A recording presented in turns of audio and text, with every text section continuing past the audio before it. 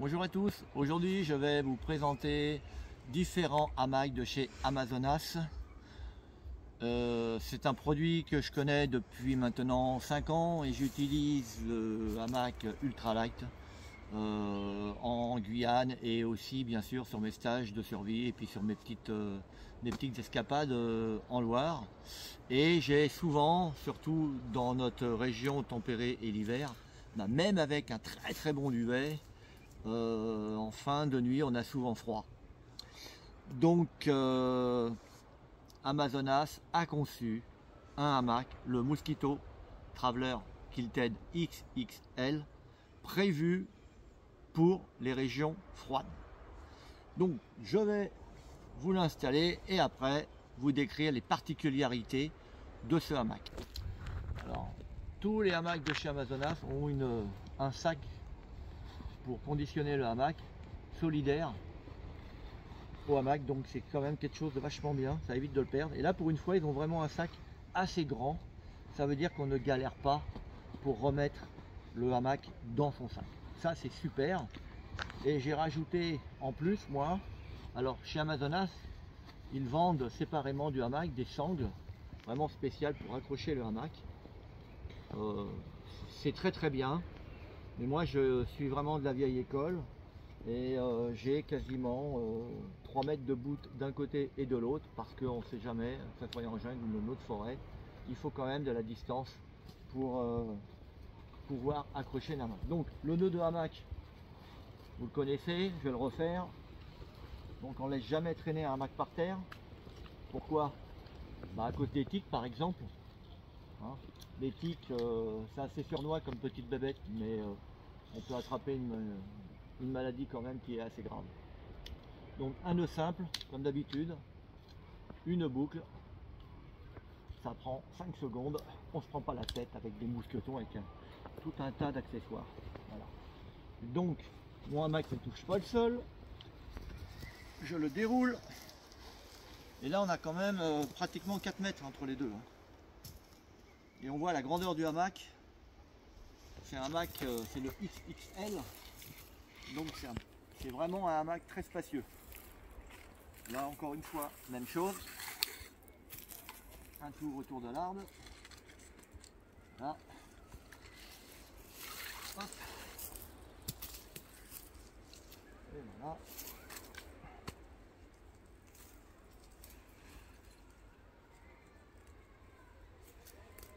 Et voilà. Autre particularité, nous avons maintenant un petit cordon qui passe à l'intérieur de la moustiquaire pour la tendre. Donc nous avons de chaque côté un petit top fil comme ceci, regardez bien, c'est très simple. Je le montre, voilà. On le fait coulisser, il y a un arrêtoir à l'intérieur. Et donc on tend d'un côté comme ceci, on passe notre petite boucle dedans, comme ceci. Et là on voit bien que la moustiquaire se tend. Voilà. On adapte comme ceci. Voilà. Et là on peut même retendre un peu. Notre moustiquaire est tendue. Maintenant nous allons installer les écarteurs sur notre moustiquaire. Alors franchement, les gars de chez Amazonas, je leur ai déjà dit, mais il faut les faire blanches les baguettes. Parce que le problème c'est que ça se perd facilement dans la nature. Voilà. On a beau être soigneux, etc. Il faut faire attention. Alors là nous avons une couture, un petit renfort, ici tout le long. Et d'un côté nous avons une petite chose en plastique qui protège. Et on le glisse dedans comme cela. Voilà. Et après, on fait comme ceci. Voilà. Et là on a notre écarteur. On fait la même chose de l'autre côté. Hop, je passe en dessous. Voilà. Donc, même chose. Hein. Voilà. De ce côté-là, de l'autre côté.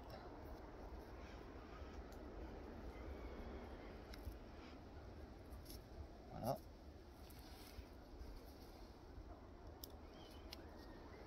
Et là, notre hamac est installé. Ça a pris même pas 5 minutes. Alors la particularité de ce hamac, c'est cette couche isolante en dessous. Donc ça ressemble un petit peu à du duvet. L'intérieur, c'est d'une matière synthétique creuse à haut pouvoir d'isolation thermique. Alors cette couche d'isolation, elle est fixée sur le hamac, mais quand vous dormez à l'intérieur du hamac, vous n'allez pas comprimer les fibres avec votre dos, parce que vous avez aussi le hamac en lui-même. Et donc ils ont simplement rajouté.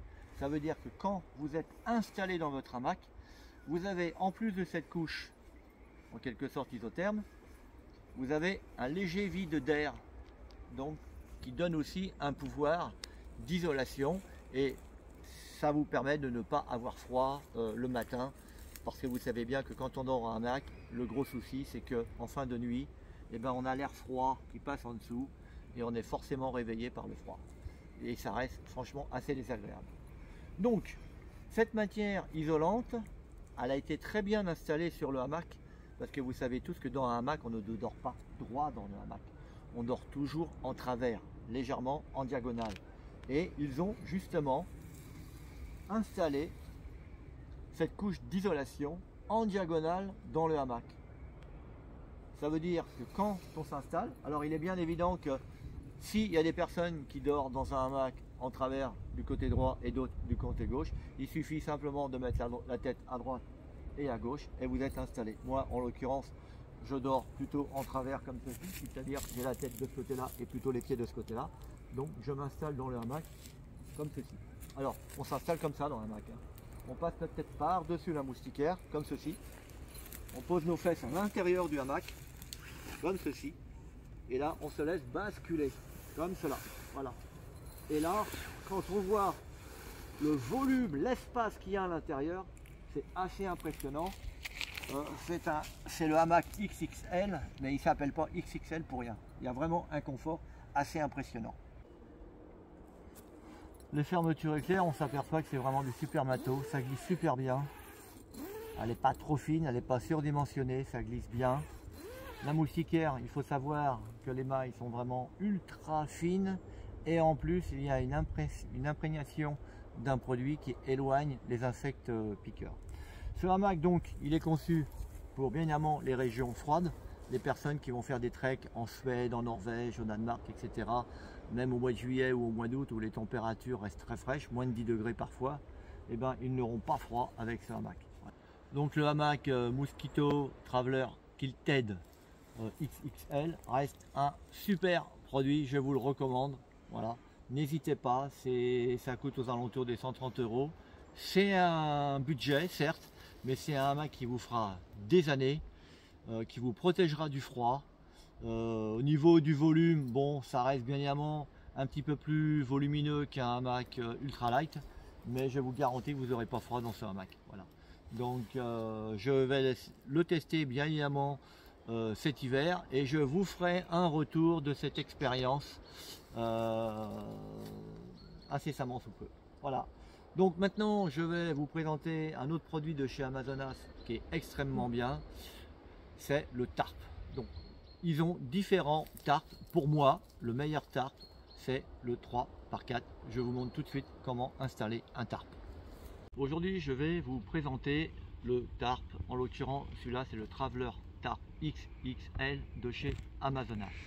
Donc, j'utilise depuis 35 ans des bâches qu'on achète dans les magasins de bricolage.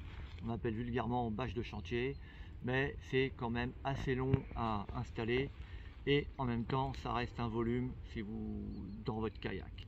Donc cette année je vais faire le choix d'emporter un tarp avec moi dans mes bagages en Amazonie, et ce tarp est vraiment prévu pour l'Amazonie dans le sens qu'il fait 4 mètres de long par 3 mètres de large. Donc avec ce tarp je suis sûr d'être à l'abri des pluies tropicales. Je vais vous montrer comment l'installer par-dessus. Donc la première chose à faire quand vous déballez le tarp de son sac de conditionnement, qui est assez grand, donc qui permet dans n'importe quelle circonstance, même si vous ne pliez pas très bien votre tarp, il rentrera toujours dans le petit sac. Ça, c'est une mention qu'il faut préciser. Quand on déballe le tarp, le premier repère, c'est la petite couture jaune qui est ici. Cette couture définit le faîtage de votre tarp. Donc nous avons aussi à l'extrémité de cette couture, de chaque côté, deux petites poches comme ceci avec un scratch, et à l'intérieur nous avons le petit cordage qui va nous servir à tendre notre faîtage. Donc la première chose à faire, c'est d'entourer l'arbre avec le cordage dans le petit mousqueton en plastique comme ceci. Voilà, donc là je le passe dedans, voilà, comme ceci, et nous avons, comme on peut le constater, je vais vous montrer tout de suite, un petit clip là. Voilà, donc je fais coulisser pour vous montrer, et là si je force, clac, et là c'est tendu. On voit bien que le petit cran ici sert à bloquer le cordage. Il ne me restait plus qu'à faire chevaucher le tarp par-dessus le hamac tout en le déroulant. Voilà. On a toujours bien évidemment notre repère de faîtage ici qui nous permet de mettre vraiment la bâche dans l'axe du hamac, et nous allons faire la même chose ici. La même chose, on sort le cordage de la pochette et on le déplie. Pensez bien à passer votre cordage au-dessus de la sangle ou de la corde d'attache de votre hamac.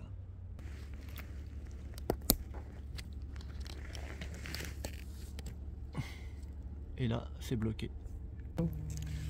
Dans un sac en nylon, nous avons 4 sardines de couleur rouge qui permet de bien les visualiser dans la végétation.